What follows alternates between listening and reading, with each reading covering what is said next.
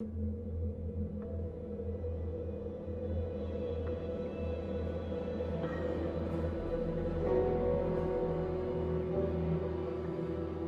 everyone, welcome to Snake's Report.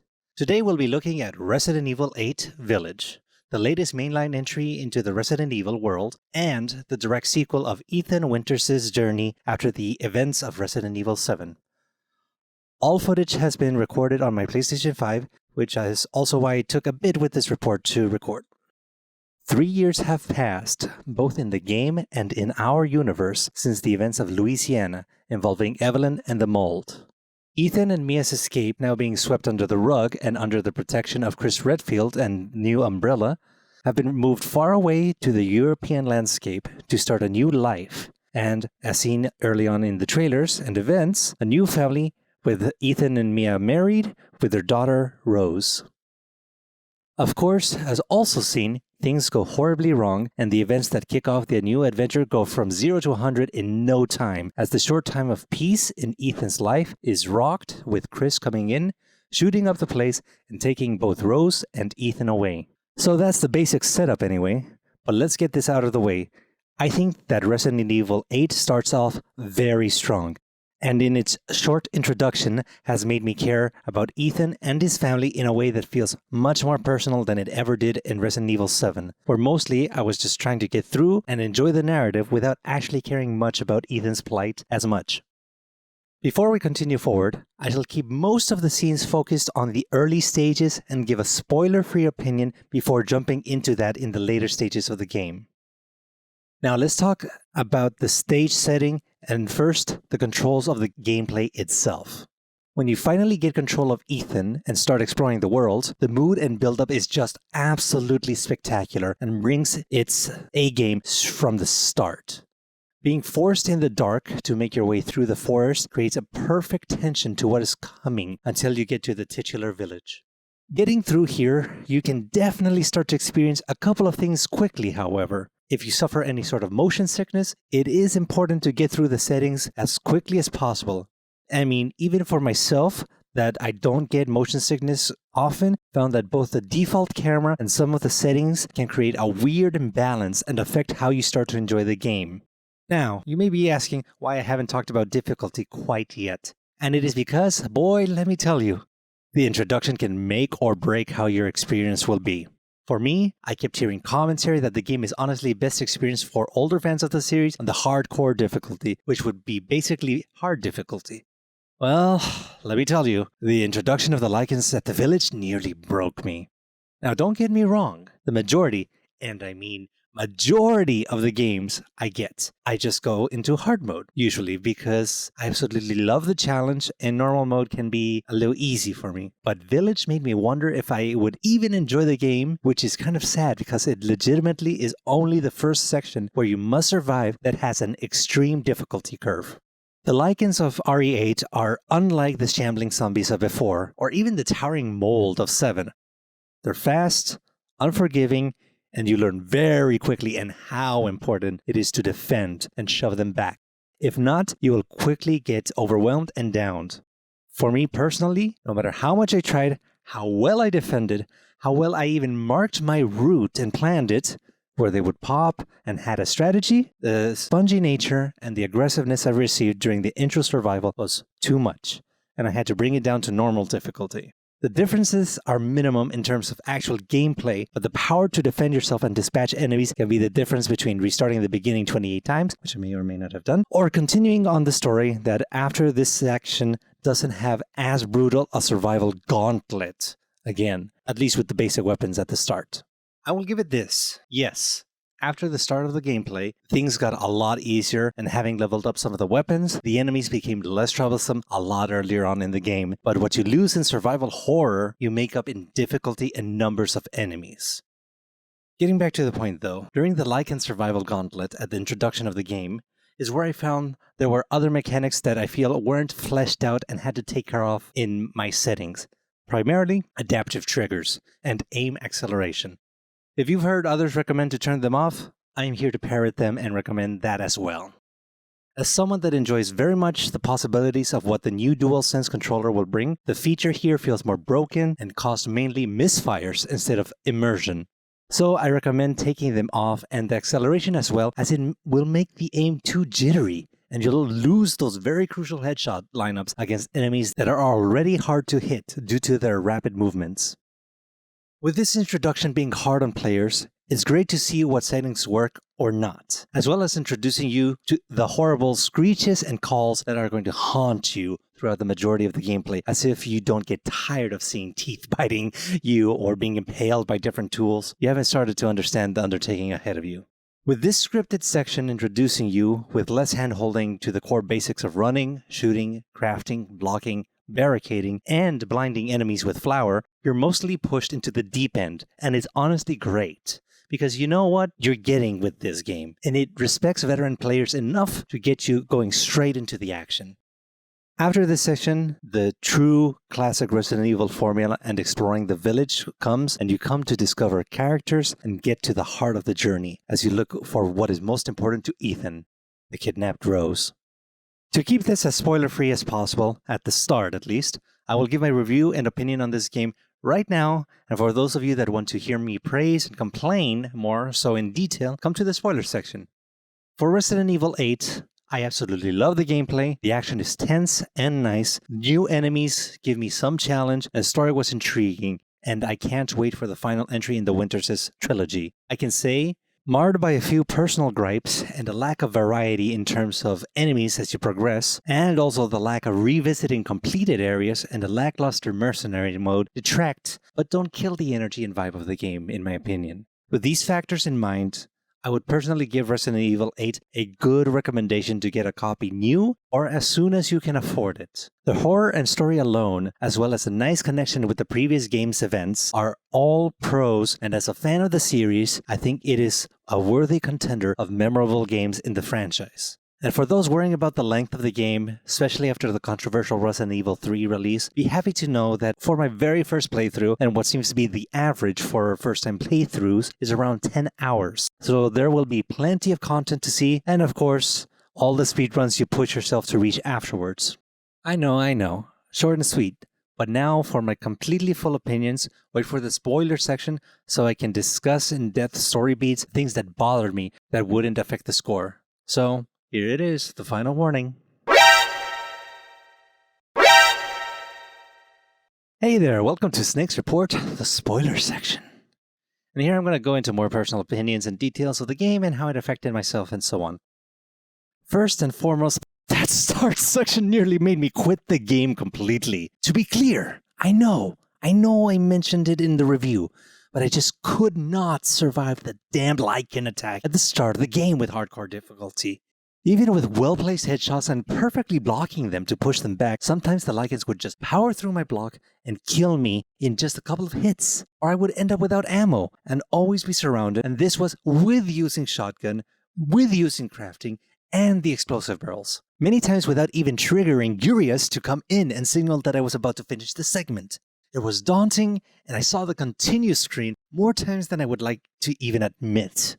I can really respect those that managed to get through because they were all clear stating that after that section, it was truly just more classic survival horror Resident Evil gameplay, with lack of items and such, but I couldn't get past it. It was beyond aggravating, so I had to lower the difficulty to the normal setting, and it still was hard to survive, but at least I got through it in one go, and could actually move along with the story. I will admit that after the first Lycan attack and the somewhat trauma of hearing those screams over and over again, I did my best to push and enjoy. And I did. Normal for sure has a lot more resources, as I didn't really feel that much danger of running out of the ammo I most needed or could craft at any time. Here's also where I'm going to mention a quick note I hinted at during my normal reports section. This game, strangely enough, affected my senses a bit too much. By that I mean that without fail, I would start getting headaches and discomfort playing the game after a while. I cannot pinpoint what it would be that actually gave me discomfort, but I think it's most likely two factors. The motion of the game actually bothered my eyes quite a bit, and the other thing would be the piercing audio, which, don't get me wrong, is great. I love the sound design, but it might have been too consistent and strong in my ears that it just gave me some discomfort playing. whether it was through my surround sound system or through my headset. Particularly some sections it tried to up the tension, like the castle rooftop, being a very specific case I can say for certain caused me some discomfort. Speaking of the castle though, the real shocker to me came by the fact that just like the majority of players I would imagine, Lady D was actually the very first boss and area of the game. Not only that, but I was sort of disappointed that she wasn't even truly a Mr. X or Nemesis type that would hunt you down throughout the mansion. It was really just easy to get by her outside of being placed in specific sections to scare you and punish if you would try and speed through the area without thinking. But I mean, just look how easy she was to dodge.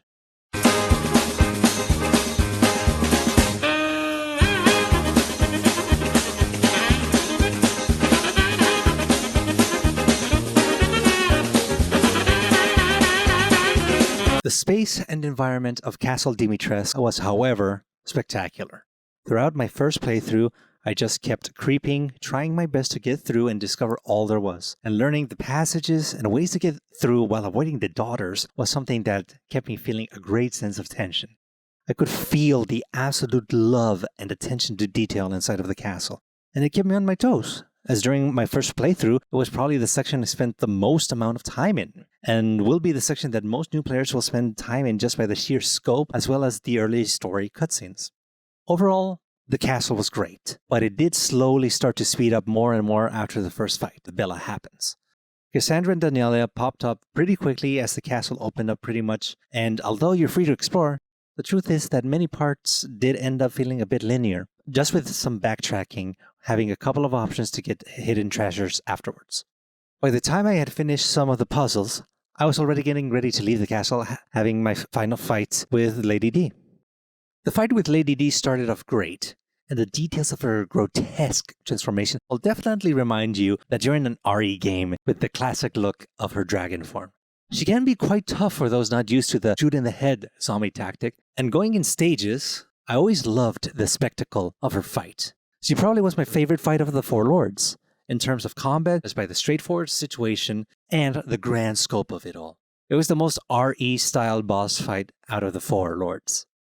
To return to the village section, now that Lady D is over with, I gotta say, as linear as the game becomes beyond this point with the Duke saying so flat out, I do appreciate at least the fact that exploring the village's key sections after each lord to reveal something new each time was a good incentive to keep exploring after the first run through and memorizing what would come in handy to grab and run later for the speedruns. However, for this next part comes the most dreaded section any playthrough.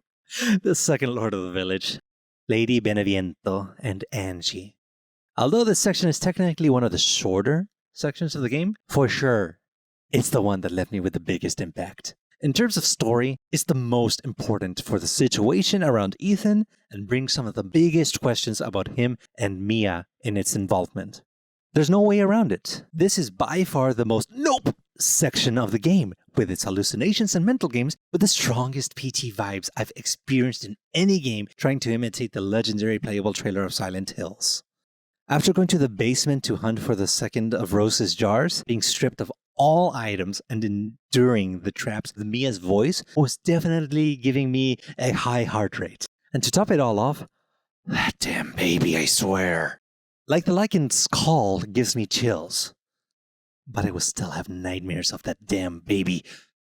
Mashing the button to escape and only hearing that horrible call and scream, I mean, I hate them, but goddamn, 10 out of 10 audio team. Mwah. You brought nightmares to life.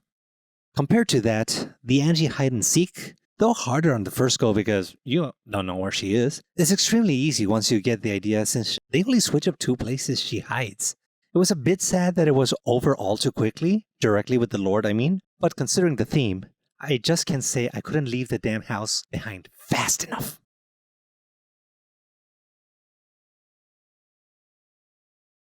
This next part, I'll dedicate to a minor complaint that can be said in general for something though. Knowing I had a treasure waiting for me, I obviously started really going ham looking for the stuff and discovered when I was coming back, the first true big mini-boss of the game, and he was very easy to cheese. Like I kept some of the stronger ammos and guns specifically for this point, but really the mini-bosses were kinda very limited, and just more bullet sponges than anything.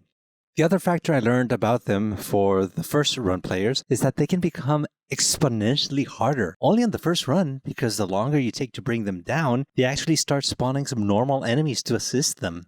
This happened to me with both of the big axe boys that hid the treasure. Now let's move on to the next lord, Moreau. And I gotta say, I was so glad to have gotten the sense in RE games when to use the Magnum, because on the way to his territory, the Varkalak, the dog-like enemy you encounter, absolutely scared the crap out of me when it attacked. But I just thought, alright, time to put this thing down quick! And the 3 shots were magic. In that sense, it was great because, yeah, toughest normal enemies put down quickly, but also like, if you go Magnum happy, you're the only one in the area that blocks your path to Moreau's domain, and are clear to explore after that with ease. Now for Moreau's domain, and for him as well, I found it to be the shortest in terms of action, but one of the most document-heavy out of the game. Here's where you learn quite a bit of the actual baddie Miranda, but mostly got some minor disgust at the area, and it didn't give me the dread I really wanted from the place also. It is clear to me that it was slightly inspired of the Del Lago fight in RE4, but I found his mutated fish form quite easy to read and dodge. Truly, the hardest part was just figuring out the levers and when to time them to get through the final section of the platforming. His boss fight, in and of itself, was super simplified and just bullet spongy, with more delay than anything. With his annoying AoE attack that, yeah, can get you off guard, but if you just hide in the wrong spot, you can't keep attacking him. It was by far the weakest fight of the Lords, in my opinion, which I guess sort of lines up with who he is and in the views of the Lords anyway, so consistency, I guess.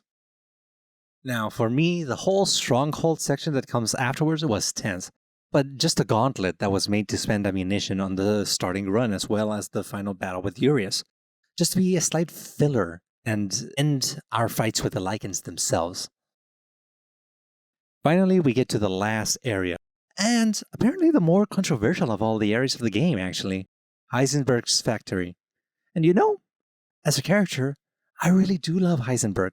The only one of the lords that wants to betray Miranda and be free of his shackles, but already twisted by the years being under her thumb and distorting him to be the villain you do face in the end. I think this section is controversial, just like how the big jump in scenery from RE4's village to the island combat tonally shifted the already action-leaning game to being 100% over the top. Now, I personally enjoyed the factory, but also can admit that it overstayed its welcome a bit. Especially since it's probably the only one that you really should have found the special ball key for, because it will force you back through the section to get to the exit of the damn place. What I enjoyed the most of this section is to finally have a different variety of enemies outside of the shambling vampires and Lycans with the soldats. But the more I think about it now, they mainly were a mechanized and more consistent enemy to pop up of like the regenerators from RE4. I say that, but of course, there's more variety to them. But at this point of introduction is the point of the game where you just lose the fear factor that you have early on and go full commando and just want to take them down more as a nuisance than a fearful enemy.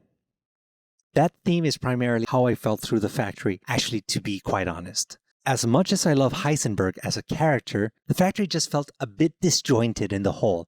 This is because, though the lab was imposing, once you started getting the puzzle pieces and escaping the currently dubious legally Sturm, I just wanted to quickly escape to get to the juice of the story, which soon enough would just speed on through. The sections were somehow the most linear out of all of the game, alongside Moreau's platform section. Visually stunning, but not the beautiful sense of dread that was built up originally from the castle earlier in the game. I generally just wanted to get through the factory at a faster pace because the enemies weren't really putting up much of a challenge since they have their obvious shoot the glowy part weak spots, which felt a bit out of place for me to the waves of Lycans and so on. All that was countered, though, by the constant build-up that Heisenberg had with me as I explored more till he psyched up the final battle with Sturm. Sturm was a challenge that is imposing at first until you realize quickly, especially if you're picking up the documents along the way, where his weak spot is. The main problem I could see some people have is if they're just running around and let him destroy the arena too much and become unable to take cover for his later damaged flamethrower attack. With some well-placed shots to his back, he was taken down and finally I could get out of the factory. if it wasn't for the obvious final lore transformation of Heisenberg pushing you down to find Chris, which I'll talk about this little ass. But first, let me finish Heisenberg, so deal with me here. To say that the final Heisenberg battle was nuts is putting it very lightly. To get into a tank and go absolutely insane in this mecha fight was so out of left field, but I absolutely loved it because this is the camp, the pure movie camp I love of Resident Evil. And this point, I think many people forget because at the core of it all, Resident Evil is a love letter to B movies and started out being a C-class type story, C being absolute camp. And boy, did this section really make me laugh and smile the first time I went through it. Particularly, the joy being this little part. No! Where my Lordy? That boulder punching asshole! But you're first! Which is such a sudden callback to Resident Evil 5 that it just made me laugh. Besides that, the fight is very straightforward, but by far is the best spectacle of the entire game, as it just lets loose all the wildness it had hiding in one go. Seeing his revenge-fueled madness get blown up by a lawnmower tank RPG was very satisfying. Now, before we finish and continue to the next section of the game, time to bring it back to one of the main instigators of the whole game, Chris Redfield. So, let me get this clear. I have always liked Chris. Ever since the first game, having him be the harder difficulty to the insanity of Code Veronica X, as well as RE5, he was a reliable character and one of the staples I have enjoyed dearly of this franchise. Resident Evil 6 started screwing with his personality, and I think he started truly getting lost as a character. Yes, even his boulder punching in RE5 felt more in line with the character with what was starting to happen, and RE8 does him no favors. I enjoy a brooding, troubled character, but Chris at least tended to be somewhat of an intelligent soldier that after continuous tragedy became a bit more frail emotionally was fine. But becoming a soul beefcake with zero empathy or thoughts is a bit of a stab in character in my opinion for Chris, especially since it was used to jumpstart this game's events, because all it would have taken for things to go down smoother is a simple, Ethan, Mia was taken, you and Rose are in danger, and we have to get you out of here. And that would have helped Ethan rush with Chris to get Rose to safety, as well as still get knocked out because of crying out for Mia. Forced conflict is what I'm getting at, and it annoys me. But overall, I get the push and direction, just don't like it myself, how they're just basically pushing him into the box of emotionally stunted beefcake that is no longer attaching himself to others, because it'll break him. Makes me want a game where he encounters Claire again, because dude needs some family bonding, man. That being said, back to Mr. I couldn't explain what the hell is going on to you simply, but here's a tank, don't go after Miranda. Redfield? After blowing up Heisenberg's factory, we get a nice reaction and callback to his original bad ending / uncensored intro of the OG Resident Evil, where he finally lights up a smoke and takes in the situation with his squad. I did enjoy the Chris section, because it's nice to get all the toys and be able to mow down the lichens, because Chris simply is been there, done that badass. With at this point in the game, 23 years of killing bioweapons. And yes, calculating in universe starting with the mansion incident in 1998. Just dropping into the village with his AK and pistol was awesome.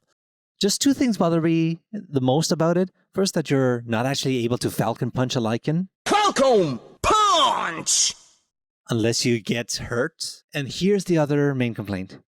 It stopped being Resident Evil and became literally COD Modern Warfare. Like seriously, there are RE moments where you can become straight up a badass and mow enemies down, but this segment alone felt 100% like a Modern Warfare moment in what is supposed to be a survival horror game. There's a balance there, and I know it's hard to get that balance, but unlike the empowering moments of just going ham in a tank against Heisenberg, this whole section leading up to the fight with Urias Stryer, older bro Urias, was giving me some more of those RE6 war flashbacks rather than the weight of pushing forward after Ethan's demise.